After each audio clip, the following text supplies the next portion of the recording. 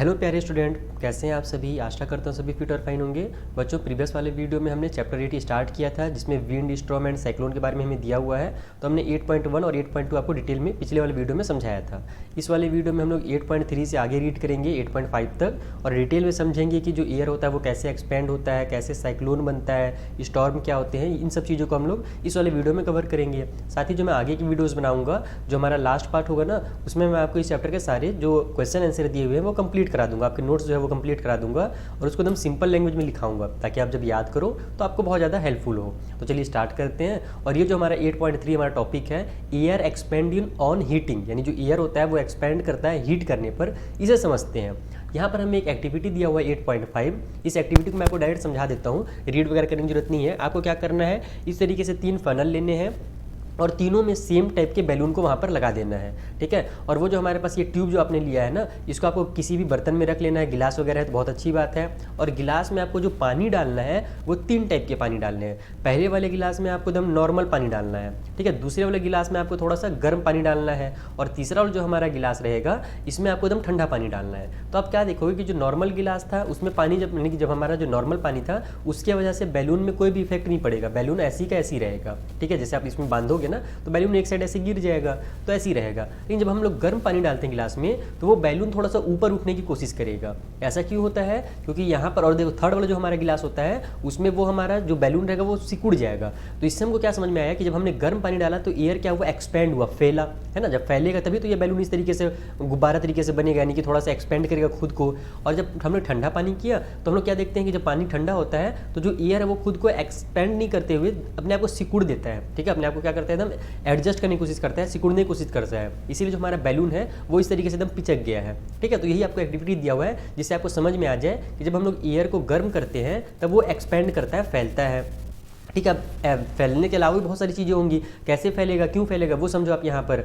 देखो एक्टिविटी एक हमको 8.6 भी दिया हुआ है, इससे फिर आप और अच्छे से समझ जाओगे। आपको क्या करना है, इस तरीके से लकड़ी बांध देना है। लकड़ी में 2 रस्सी बांधो और दोनों में आप एक एक कैरी बैग लटका दो। कैरी बैग का ध्यान ये रखना कि जो उसका खुला हुआ मुंह वाला पार्ट रहेगा वो नीचे रहेगा। ये जो हमारा है ना, ये मुंह वाला पार्ट है, ये इसका बैक पार्ट है, ठीक है, जिससे वो लटका हुआ है। अब आपको कुछ नहीं करना है, सिंपल कैरी बैग के नीचे एक मोमबत्ती जला देना है। किसी भी एक कैरी बैग के नीचे ध्यान ये रखना कि मोमबत्ती एकदम सटा के मत जलाना, नहीं तो वो कैरी बैग खुद ही जल जाएगा। थोड़े से दूरी में जलाना। तो आप क्या देखोगे कि ये जो मोमबत्ती जलता है, इसकी वजह से यहाँ पर जो एयर रहता है वो वहाँ पर गर्म हो जाता है। और हमने भी क्या देखा, एयर जो गर्म होता है वो एक्सपेंड करता है, फैलता है, यानी कि ऊपर की तरफ उठता है वो, ठीक है। क्यों उठता है मैं आपको एकदम डिटेल में समझाऊंगा यहाँ पर। फिलहाल बस इतना ही समझो कि ये जब आप गर्म करोगे मोमबत्ती से ना, तो ये एक बैलून जो हमारा है वो उठ जाएगा, ऊपर चला जाएगा। और अगर एक ऊपर जाएगा तो जाहिर सी बात है दूसरा हमारा नीचे हो जाएगा। जैसा कि तराजू वगैरह होते थे पहले के टाइम पे, अब तो इलेक्ट्रॉनिक वाले हो गए हैं, लेकिन पहले इसी टाइप से तराजू रहता था, आपने देखा भी होगा, ठीक है।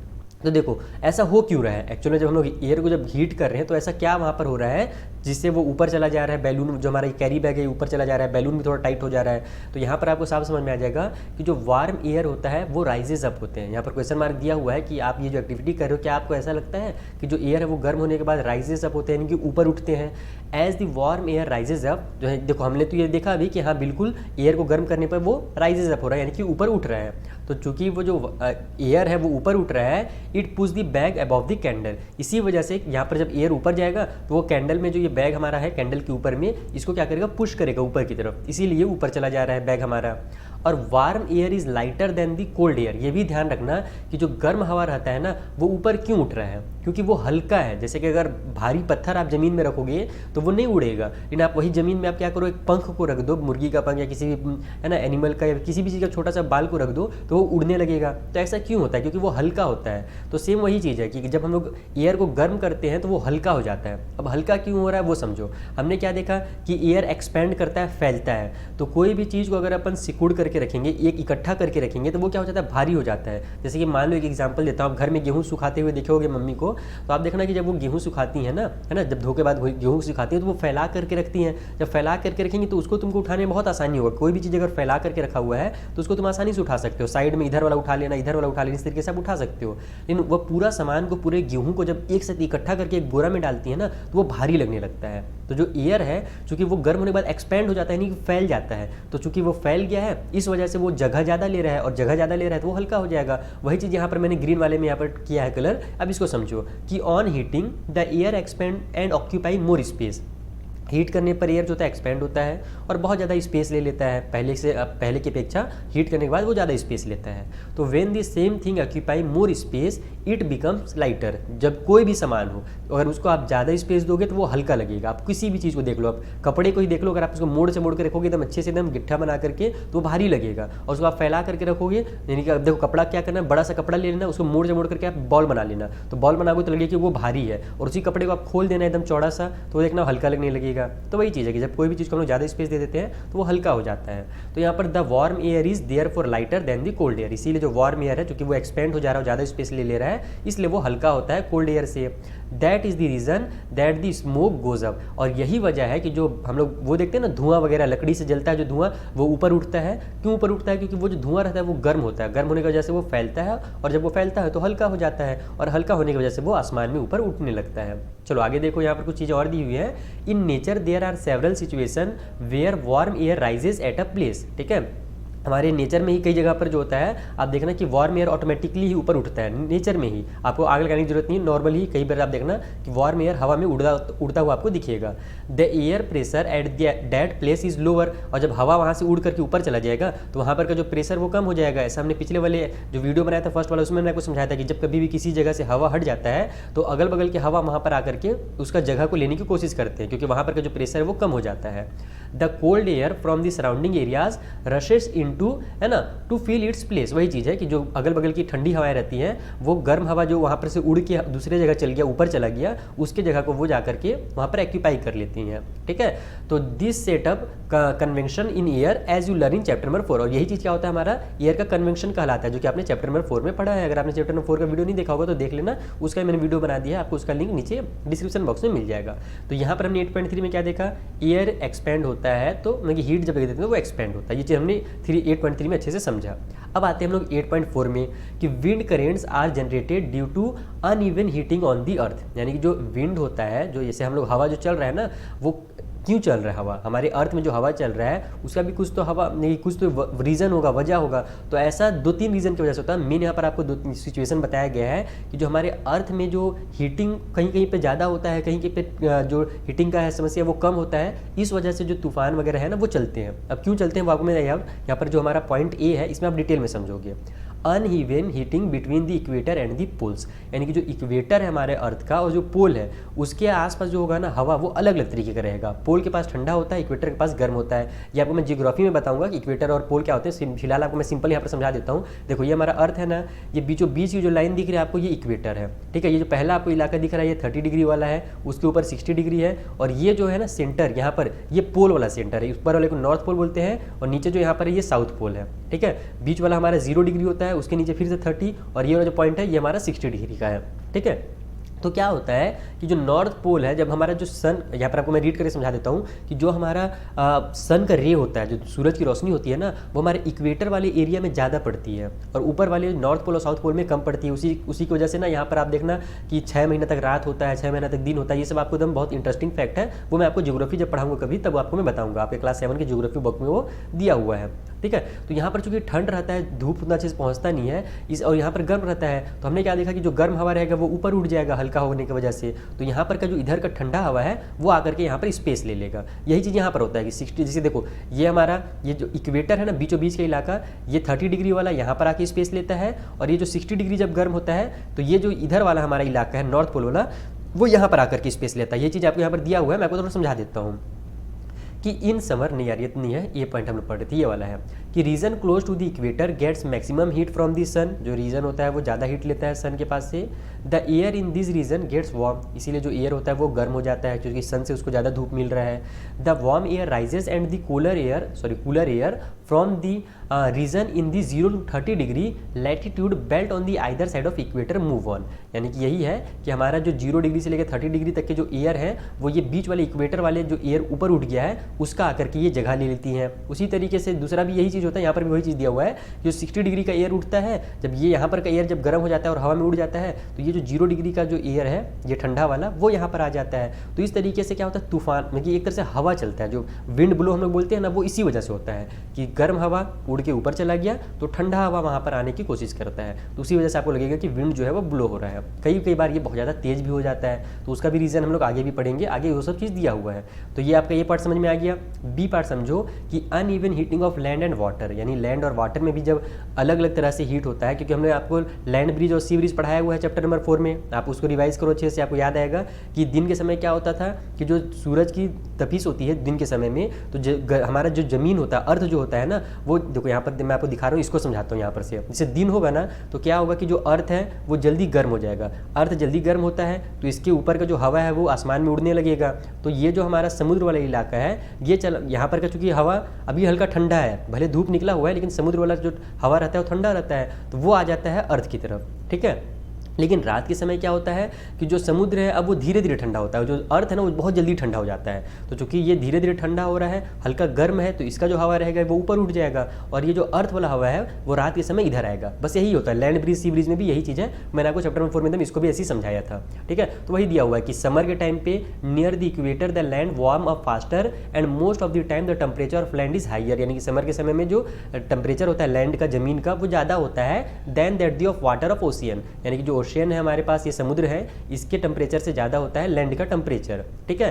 The air over the land gets heated and rises, और जो ये अर्थ का यानी कि ये जो लैंड वाला इलाका है, इसका जो एयर रहेगा वो ऊपर उठ जाएगा गर्म होने के बाद। तो this cause the wind to flow from the ocean toward the land, this are monsoon winds. और इसी वजह से जो इधर वाला जो हमारा ओशियन वाला जो हमारा हवा है वो इधर यानी क्या होता है, गर्म की वजह से उड़ जाता है, तो ये आकर के यहाँ पर जगह को ले लेता है, यानी कि और ये जो हमारा हवा आता है ना इधर से, ये वाला समर के टाइम में जो हवा चलता है ना वो मानसून रेन कहलाता है। क्योंकि जब हमारा वो हवा आता है तो क्योंकि इधर से मानसून रेन क्यों कहलाता है, क्योंकि वहाँ से वो पानी लेकर के आ रहा है, ठीक है। आप यहाँ पर इसके बारे में और डिटेल में पढ़ो कि द वर्ड जो मानसून है वो डिवाइड है फ्रॉम द अरेबिक वर्ड मौसम, ये मौसम से लिया गया मानसून वर्ड है, विच मीन सीजन, जिसको हम लोग सीजन भी बोलते हैं, ठीक है, मौसम वगैरह।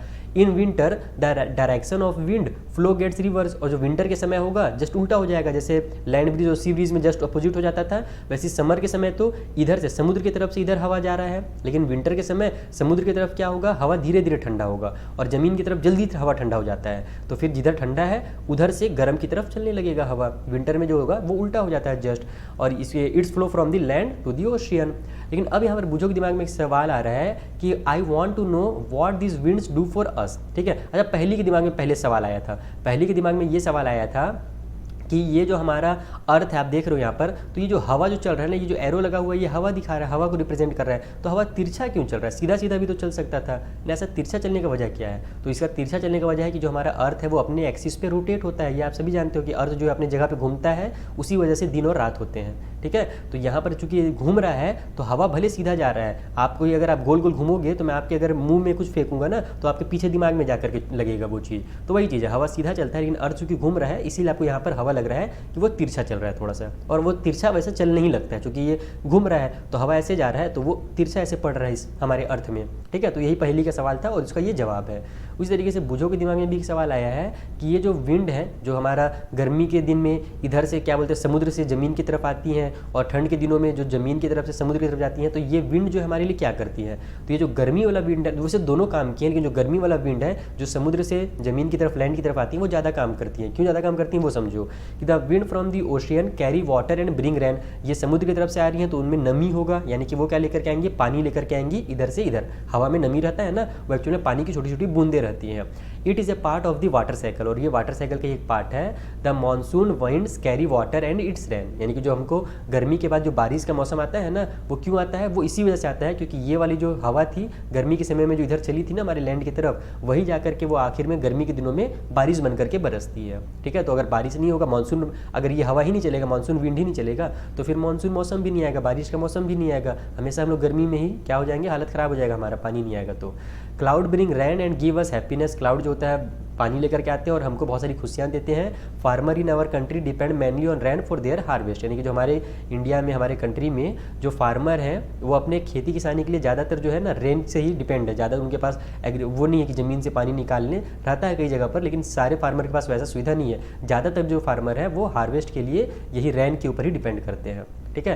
तो ये हो गया हमारे यहाँ पर कंप्लीट। यहाँ पर आपको थोड़ा सा एक गाना दिया हुआ है, क्योंकि मेरा आवाज़ उतना अच्छा नहीं है, गाना मैं गाता नहीं हूँ, इसलिए आप ये गाना अपने टीचर से गवा लेना, नहीं तो आप भी गा सकते हो। ये फोल्क सॉन्ग है, जब कभी पानी बरसता है ना तो गाँव के लोग इस गाने को यानी इस सॉन्ग को गाते हैं। इसके अलावा बहुत सारे गाना होते हैं, जब पानी बरसता है तो बहुत सारी जगह जगह पर अलग अलग है ना त्यौहार मनाई जाती है, अलग अलग जगह पर गाना गाए जाते हैं खुशी मनाने के लिए। तो वही एक सॉन्ग यहाँ पर आपको दिया हुआ है। इसके अगर आपकी कोई मैम वगैरह होंगी जो अच्छा गाना गाती होंगे ना, उनसे गवाइएगा ये वाला आप।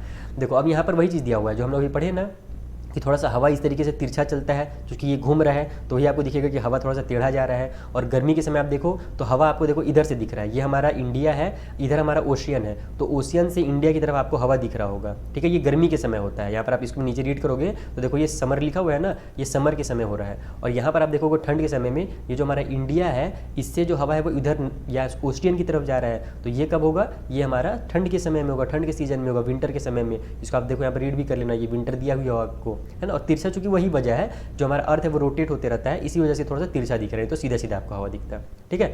तो ये हो गया यहाँ पर। और क्या दिया हुआ है 8.5, हाँ बहुत ही इंपॉर्टेंट चीज़ 8.5, थंडर स्टॉर्म एंड साइक्लोन। इसको एकदम अच्छे से एकदम मन लगा के आप समझो। आप वैसे तो सारी चीज़ों को समझना है, इसको समझो कि ये क्या होता है, थंडर स्टॉर्म क्या होते हैं और साइक्लोन क्या होता है। छोटा भाई होता है थंडर स्टॉर्म, बड़ा भाई होता है साइक्लोन। अगर साइक्लोन आ गया तो बहुत भयंकर तबाही होगा। देखो थंडर स्टॉर्म क्या होता है, thunder storm develop in hot humid tropical area like India very frequently. ये जो होता है थंडर स्टॉर्म ना, ये इस तरीके के एरिया में होता है जहाँ पर हॉट हो, थोड़ा सा ह्यूमिड हो, है ना, ट्रॉपिकल एरिया, जैसे कि इंडिया में बहुत सारे उड़ीसा हो गया, तमिलनाडु हो गया, उन सब जगहों पर थंडरस्टॉर्म बहुत ज़्यादा होते हैं। The rising temperature produce strong upward. इसको यहाँ पर यहाँ से यहाँ तक अगर आपने समझ लिया ना, समझ लिया, इसी को यहाँ पर एकदम अच्छे से समझना ना। क्या होता है कि जो टेम्परेचर राइज होता है गर्मी की वजह से, वो क्या होता है, स्ट्रॉन्ग अपवर्ड राइजिंग विंड्स, वो ऊपर उड़ जाती हैं और उनके तरफ क्या होता है फिर तेज़ी से वो इसमें कि ऊपर उठते रहती हैं। This winds carry water droplet upward. और ये जो हवा रहता है ये ऊपर अपने साथ पानी नमी को भी लेकर के जाता है, जो नमी रहता है एयर में ना, तो ये जब ऊपर जाएगा तो ये पानी की बूंदों को ऊपर लेकर के जाता है। वेयर दे फ्रीज, और ऊपर जाकर के चूंकि एकदम टेम्परेचर कम रहता है तो वहाँ पर वो एकदम जम जाते हैं। और उसके बाद जब जमा बहुत ज़्यादा हो जाता है, बहुत ज़्यादा जब भारी हो जाता है, तो एंड फॉल डाउन अगेन, यानी दोबारा फिर वो बरसते हैं, जिसको हम लोग बारिश कहते हैं। यानी नीचे से हवा ऊपर गया, नमी को लेकर के, पानी को लेकर के ऊपर जाकर के फ्रीज हो गया, और जब बहुत ज़्यादा भारी हो जाता है तो वो बारिश के रूप में बरसने लगता है। The swift movement of falling water droplet along with the rising air create lightning and sound. It is this event that we call a thunderstorm. यहाँ पर समझो क्या हुआ कि नीचे से जा रहा है हवा ऊपर, ठीक है, तेज़ी से, और ऊपर से पानी नीचे गिर रहा है। तो दो चीज़ें जब आपस में टकराएंगी तो कुछ तो होगा। जब आपस में दो कार टकराता है तो ढाई से आवाज़ आता है, तुम ही दो बच्चे दौड़ते हुए आओ और एक दूसरे में टकरा जाओ, दूर दूर फेंका भी जाओगे, सर भी फूट जाएगा, बहुत ज़ोर से आवाज़ भी ढम से आएगा। तो वही चीज़ होता है कि हवा ऊपर नीचे से ऊपर जा रहा है, ऊपर से पानी नीचे आ रहा है, तो इस वजह दोनों आपस में टकराते हैं। तो वहाँ पर क्या होता है कि एयर का जो आवाज़ है ना, वो जब टकराएगा, हवा आपस में टकराएगा तो लाइटनिंग भी होगा और साउंड भी होगा, दोनों चीज़ें होती है, चमकती भी है और साउंड। चमकता क्यों है वो भी आगे आप समझोगे, बस इतना समझोगे तेज वहाँ पर साउंड भी होगा और चमकेगा भी। और यही जो होता है यही हमारा थंडरस्टॉर्म कहलाता है, ठीक है।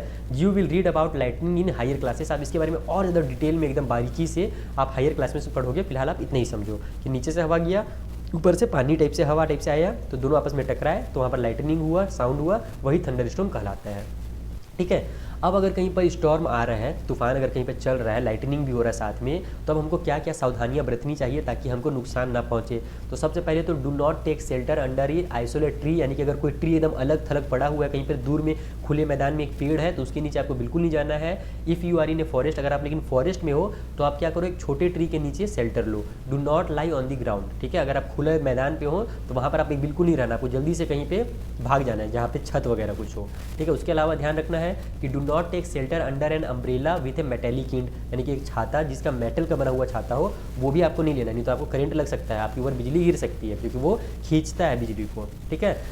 उसके बाद do not sit near a window, open grasses, garages है, फिर स्टोरेज सेट्स है, मेटल सेट है, are not safe place to take shelter, यानी कि विंडो के सामने आपको नहीं रहना चाहिए। विंडो वगैरह अगर तेज़ तूफान चल रहा है, साथ ही बिजली चमक रही है, स्टॉर्म हो रहा है, तो आप विंडो को बंद कर दीजिए, ठीक है। खुले जो हमारे गोडाउन वगैरह है वहाँ पर आपको नहीं जाना है। स्टोरेज सेट्स वगैरह जो है उसमें आपको खुले जगह पर मतलब कि नहीं रहना है, जहाँ पर मेटल के छत वगैरह लगे वहाँ पर उसके नीचे आपको नहीं रहना है, ठीक है। जैसे कि खास करके बस स्टॉपेज वगैरह रहता है ना, देखिए वो ना बस स्टॉपेज में ऊपर में शेल्टर लगा रहता है मेटल का, उसके नीचे आपको नहीं रहना है, आपको कहीं सेफ प्लेस में जाना है। सेफ प्लेस बोले तो जैसे कि एक कार और एक bus is a safe place to take shelter, जो कि पैक रहता है चारों तरफ से।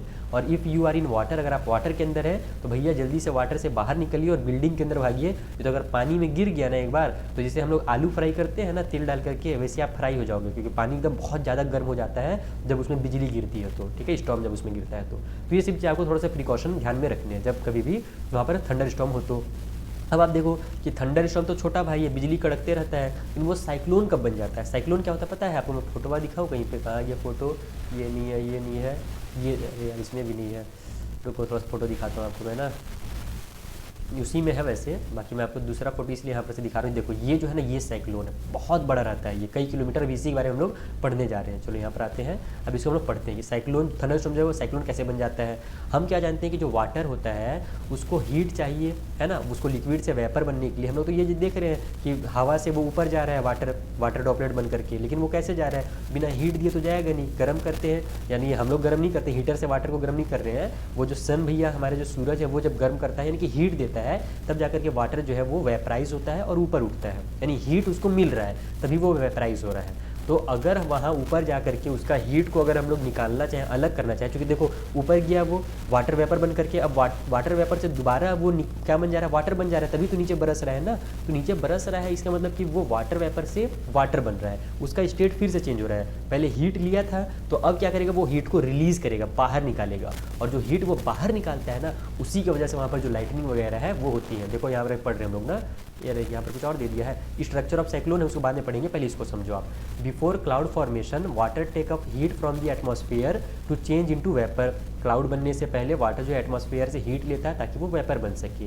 When water vapour change back to liquid from as rain drop, this heat is release to the atmosphere. यानी जब दोबारा से जो वाटर वेपर है वो रेन के ड्रॉप में बदलता है तो वो क्या करता है? हीट को रिलीज कर देता है एटमॉस्फेयर में, ठीक है। The heat release to the atmosphere warm the air around, यानी कि जो हीट अब निकल रहा है तो गर्मी क्या करता है? आसपास की चीज़ों को गर्म कर देता है, तो वहाँ पर जो एयर रहेगा उसको वो क्या कर देगा? हीट गर्म कर देगा। The air tend to rise and cause a drop in pressure, यानी कि जब वो हीट जब वहाँ पर से देखो क्या हुआ, हीट निकला तो एयर गर्म हो गया, और हम क्या देखे अभी पढ़े कि एयर जब गर्म होता है तो फिर वो क्या कर देता है? गर्म होने की वजह से वो ऊपर उठता है, तो एयर जो होगा वो ऊपर उठने लगेगा, इसकी वजह से वहाँ पर जो प्रेशर होगा वो ड्रॉप हो जाएगा, कम हो जाएगा। अब वहाँ पर प्रेशर कम हुआ तो more air rushes to the centre of the storm. अब तूफान बनने शुरू हो गया उसी तरीके से, क्योंकि एयर का प्रेशर कम हुआ तो साइड साइड से हवा आएगा, बीच वाला हवा ऊपर जाने की कोशिश करेगा, साइड से हवा आएगा, तो इस तरीके से वहाँ पर एक तो स्टॉर्म टाइप से बनना शुरू होता है, छोटा स्टॉर्म बनता है धीरे से। फिर दिस साइकिल इज रिपीटेड, अब यही चीज़ बार बार होने लगता है। तो जो चैन इवेंट है, यानी जो ये चल रहा है ना इवेंट, उसका जो चैन है वो end with a formation of very low pressure system with a very high speed winds revolving around it. It is this weather condition that we call a cyclone. और यही चीज़ जब धीरे धीरे बढ़ते जाता है, रिपीट होते जाता है, तो उसका जो स्पीड रहेगा ना वहाँ पर का हवा का वो बहुत तेज हो जाएगा, और जो प्रेशर होता है बहुत ज़्यादा कम हो जाता है, ठीक है। जितना ज़्यादा प्रेशर जितना कम होगा उतना ही तेज हवा रहता है, ये ध्यान रखना, ठीक है। तो जब जितना तेज फिर हवा चलती जाएगा तो फिर वहाँ पर बहुत लंबा चौड़ा इलाके में गोल गोल इस तरीके से घूमते जाएगा, और फिर वो हमारा क्या होता है? साइक्लोन बन जाता है। यहाँ पर कुछ फैक्टर दिए हुए हैं जो साइक्लोन को कंट्रोल में करते हैं, जैसे कि साइक्लोन का जो विंड का स्पीड है, विंड का जो डायरेक्शन है, टेम्परेचर है, ह्यूमिडिटी है, ये सब जो है ना वो साइक्लोन को बनाने के लिए कंट्री में वो साइक्लोन को बनाने के लिए ये सब चीज़ें जो है वो ज़रूरी है, ठीक। वैसे तो ये सब होना नहीं चाहिए, साइक्लोन बहुत खतरनाक चीज़ है, बहुत ज़्यादा वो तबाही लेकर के आता है, आपके छत वगैरह सब उड़ा देगा, इतना खतरनाक साइक्लोन होता है, ठीक है। तो देखो साइक्लोन का यहाँ पर फोटो बना हुआ है, लेकिन दिया हुआ साइक्लोन के बारे में इधर ऊपर में, तो मैं इसको यहाँ पर आपको पढ़ाते भी जाता हूँ और साइक्लोन का फोटो भी यहाँ पर से दिखाते जाता हूँ ताकि आपको अच्छे से समझ में आए। साइक्लोन का फोटो देख लो, आपको ड्रम की तरह दिख रहा है ना, लेकिन एक्चुअल में ये अगर टोटल आप इसकी लाइन देखोगे ना तो टोटल ये बहुत लंबा चौड़ा रहता है।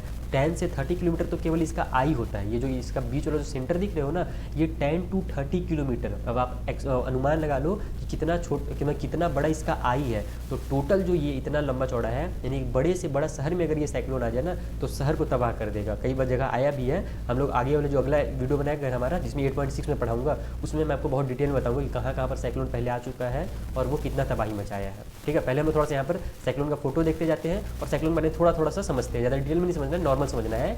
ये हमारा एक सेकेंड पेन ले लेता हूँ मैं। The centre of A cyclone is a काम एरिया, यानी एकदम शांत इलाका रहता है, जो बीच का एकदम सेंटर है ना एकदम शांत रहेगा, और यही एकदम तूफान खड़ा करता है, ये शांत रहता है। और जो it is called the I of the storm, और यही जो स्टॉर्म का आई कहलाता है, ठीक है, आँख कहलाता है।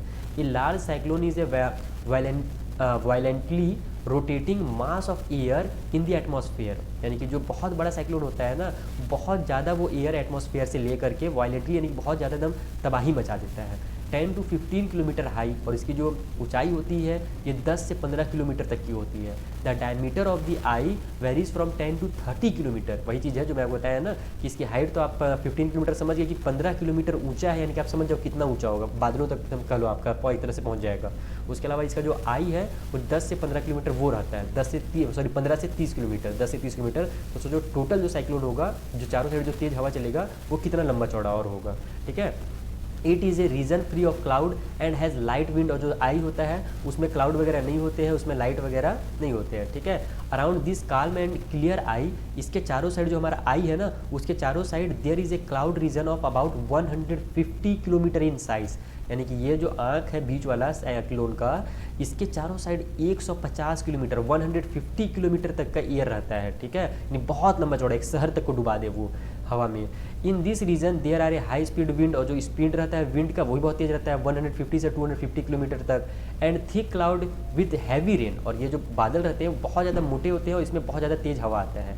Away from this region the wind speed gradually decrease, और इसके दूर से फिर जो हमारा जो विंड स्पीड रहता है वो धीरे धीरे कम होते जाता है। The formation of A cyclone is a very complex process. Cyclone देखो बन रहा है, बहुत ही कॉम्प्लेक्स प्रोसेस है ये, इसको तुम इतना आसानी से नहीं समझ पाओगे। A model is so in the figure 8.11, यहाँ पर जो 8.11 है यही इसको एक आपको साइक्लोन का मॉडल यहाँ पर दिया हुआ है। वही चीज़ है कि बार बार जो रिपीट हो रहा था ना, जो हमने पढ़ा अभी कि प्रेशर कम होता है फिर रिपीट होता है, इसी वजह से ये साइक्लोन बनता है। तो यहाँ पर साइक्लोन के आई का यहाँ पर देखो इमेज लिया गया है सैटेलाइट के थ्रू, कितना भयंकर दिख रहा है। ये जो बादल चमक रहे हैं और ये बीच में जो आई है साइड में बहुत तेज तूफान रहता है, अगर घर वगैरह में आ जाए ना तो घर उड़ा देगा।